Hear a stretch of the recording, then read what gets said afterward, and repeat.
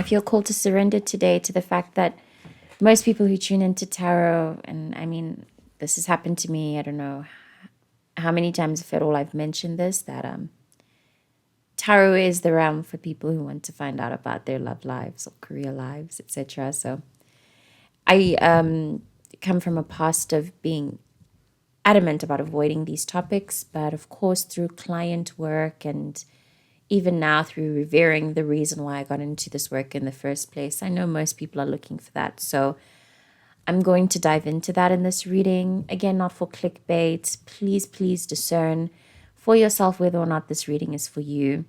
And moving forward, I highly suggest, and I'll try to mention this as often as possible in my readings, to tune into yourself before tuning into any of this kind of content or into any external source that you think holds a higher power in being able to understand your own relationship with your higher power. Do you know what I mean? Very, very important at these times to access the outside and everything from within. Go inside first and then observe instead of just observing and absorbing. Let's see what each of our love lives want to say to us. I think it's pretty cool, the timing that I am doing this. 2026, July. I do believe that we have a lot of unions coming out of this year in general, but it does feel like we are in a very tense period of relating to each other right now. There's a Mercury retrograde happening, Cazimis with major planets like Pluto and Venus and Jupiter, all in signs that are changing, all aspecting each other. There's a lot of really exciting things right now. Quite a lot of cards fell out. All right. So we have the Three of Wands as the opening energy. I picked all of them up. So we're going to take them all. The Fool and the Five of Wands fell together to the side. Then Death, the Knight of Wands, and the Queen of Pentacles fell out exactly like this in another group. I imagine that there's at least a lot of hope. A lot of hope and curiosity. I imagine that's why you clicked on this reading at all, because you're genuinely curious and you're looking forward. There's actually there's no, and I'm grateful for this because I think for a lot of us at the point that we're at, considering the dating scene and stuff, we can be very closed off. There's room for negativity. You can really say, oh, fuck it. No relationships. I don't want to be into it. Everything's disappointing. Everything's embarrassing. But instead you're going, let's see. Let's see. I imagine you have an image of the partner. No. What I'm getting is that you have an image of who you want to be in relationship, and that's good. If that's not what you're focusing on, I invite you to do so. Imagine the kind of person you want to be in relationship. Imagine, I like to think about why exactly romantic relationship is fun for me. What are the fun parts that relationshiping can bring out of me? That's what I'm receiving from these three cards together. Consider all the ways that you are different when you are in a relationship than when you are single. But the differences must be okay, when seeking to manifest your connection, I think that it can be fun to manifest it through the lens of how you would experience it versus how you are perceiving your partner.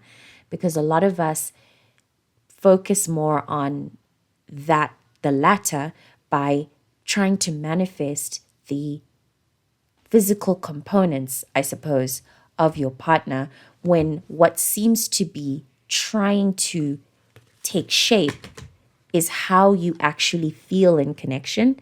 It needs to be less materialistic, honestly, and that's my sincere opinion. Although I wouldn't say let go of materialism altogether, just loosen up a tiny bit so that you can get a bigger picture of what matters to you in love.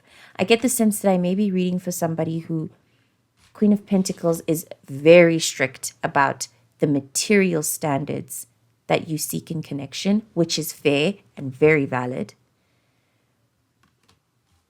But I do feel that there's more of an expansive view of how to see relationships that may take some kind of, maybe, like I said, put the manifestation on yourself. Stop, instead of saying something like, instead of holding in your mind, he must have enough money to take me out on dates, instead of holding that in your image, focus only on how much fun you would have on those dates. Don't even think about the money. Think about the experience. It's about the experience, yes. Focus more on the experience. That's what I believe may be time for you in terms of what could come next in love. What is also coming out, though, and I think that should have been mentioned before anything, because we're very time sensitive when we look at love readings. I know the feeling. Not anytime soon, and not before you sit with this expansive possibility you have in front of you. You get to a store, you're starving, you haven't eaten in a while, and now you need to you're given the store that has all of your favorite foods, and the universe is asking you, what would you like? You can literally have anything you want. You can literally have any kind of experience, partner, love, feeling, anything you want. What will you choose? And the universe is looking after you by trying to give you time to decide. Take your time. Really take your time. And really look at what is possible. Again, more from your own personal experience. Really look at all of the things that make you feel good. You might be surprised to find that you used to care about, say, being taken to a specific place on a specific kind of experience, or you used to be like, I'm finding a lot of people are changing their minds about this. They used to say that they would never sleep with someone on a first date. And now they're changing their minds to say, hey, man, if the chemistry is there, then the chemistry is there. Why resist? Why fight that feeling? Obviously, do it responsibly and safely. But I'm just saying, open up. There is an opening up that will need time from you. Energetically, you may want to rush forward. You may be very excited with this possibility and your understanding of, I'm receiving that you know on some level how to manifest people into your life. And I think all of us are knowing this on some level now, that we can manifest partners, we can manifest romance pretty easily and with a lot of detail. And if you're not aware of it, then you can try that first. Scrap everything that I said if you're not aware of it. Try writing it down and have that kind of fun. Start small, you know what I mean? And then play out your cycles and see what you manifest, and then you can work with what you've got. But if you've already played your cycles, I'm receiving, if maybe you're at this point of manifesting relationships where literally the same cycle repeats itself, or the patterns always link, where maybe you find you're manifesting people with the same personality quirks, hair color. I have one of my best friends managed to manifest someone with the exact same name. I'm manifesting people with Aquarius placements in their personal aspects, in their personal planets. Patterns like that, they're showing up. So if that's the case, then what I'm receiving is that pattern is about to be broken, but it takes time for it to be broken. It's like there needs to be more cutting cords still with past relationships, but it's more giving with, like, I don't know. The Fool and the Five of Wands give to me an internal push and pull. Like someone is having a really hard time surrendering. They really want to, and they want to be curious and let go. So it's like, okay, there's this frequency of like, I wonder what's going to come next in love. Then you think, oh, they mustn't have this, and they must do that, and they do that, and they must, And then there's this feeling that goes, oh, but maybe I should just stay open-minded and see what comes. Oh, but they mustn't have this and I don't want this. Do you see how those frequencies are? Like, one is so open and let's see what happens. The universe can really come in that frequency. And then the other one is, I don't want this and I don't want this and I don't want this and anyway, blah, blah, blah, blah, blah, blah. Both are fine. Both are fine. It's just one is more fluid than the other. One allows more movement than the other. And it's kind of giving that the universe does want more movement from you, more movement for you. I beg your pardon.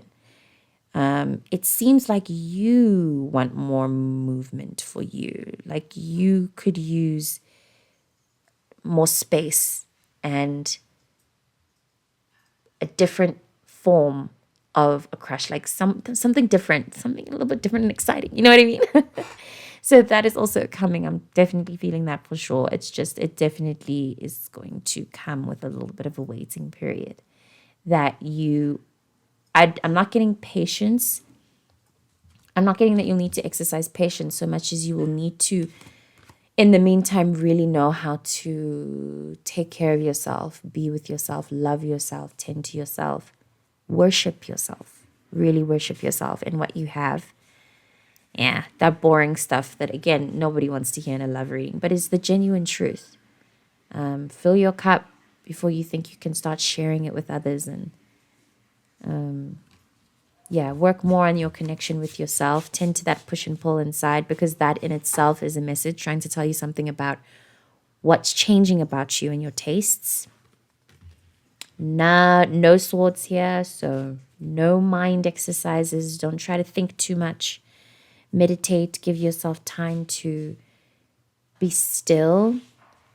The words luxury and the frequency of having a spa day keep coming up for me. I don't know, like and it doesn't have to show up in those kinds of things, but what I'm saying is there's this thing that of treating yourself and being really good to yourself, really, really good to yourself in ways that maybe you're not used to. Writing yourself love letters, giving yourself baths as a ritual, like pouring this bath with the mind and intention that says, this is for me to relax. I like to put an inner voice that literally speaks to myself as I prepare the bath that says, yes, because you deserve this. Speaking to myself, you deserve this. You deserve to relax, have a good time, enjoy yourself. Sometimes I'll even look in the mirror and be like, you enjoy this time in the bath. You know what I mean? Take it there with yourself and your experience. And I do get the sense that you can be really excited. Death in the Fall, I don't think, there's no card or reading that will tell you, that will be able to capture the newness that is to come in what's coming for you ahead in love. There is, the territory is entirely different. And I've experienced this in previous cycle iterations where the newness I stepped into was a person came in a shape I was not used to. Where, like, you once told yourself that you would never date someone shorter than you. Someone comes, they're shorter than you, and you're smitten. Beneath the Page of Cups, we have the Six of Wands. You're smitten. You're taken. It's crazy. You're looking at this. You're looking at this person. You're looking at yourself. You're thinking, what? It's crazy. Something that's also happening quite often that I think is really, really exciting is people opening up to their queerhood.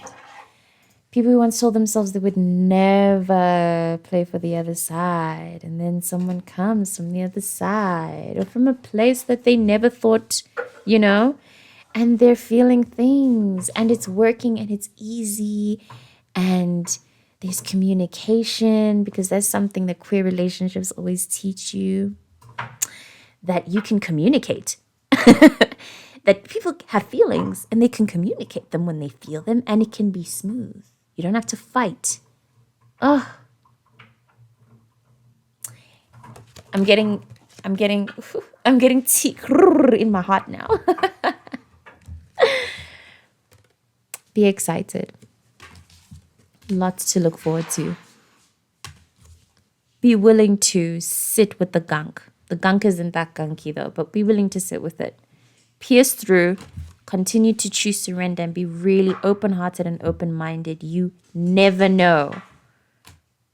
You never know who you could fall in love with. You never know where love is waiting for you. Love is love. That scene from Blue is the Warmest Color. Anyway, and in my own world, and yeah, very Page of Cups coded. I hope this was helpful in keeping you hopeful and looking ahead, and also keeping you present in the moment, not so much in the yearning energy, as much as we'd all love the perfect union, the divine union. There's always an opportunity for divine union with the moment and with God. I swear. Cheesy, maybe overplayed, cliche, but it's true, I promise you. I'll see you in the next reading.